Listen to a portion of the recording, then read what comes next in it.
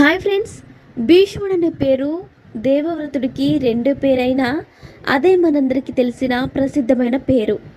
భీష్ముడు అంటే భయంకరుడని అర్థం. ఏ విధంగా ఇతను భయంకరుడు?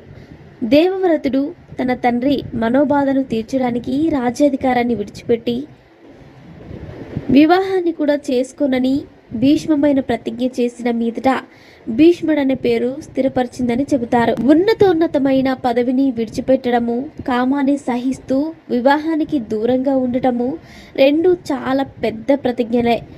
భీష్ముడు కారణజన్ముడు, అష్టవసువులలో ఒకడు. అష్టవసువులు అనగా దేవలోకంలో ఇంద్రునికి, విష్ణువుకు సహాయంగా ఉండే శక్తివంతమైన దేవతలు.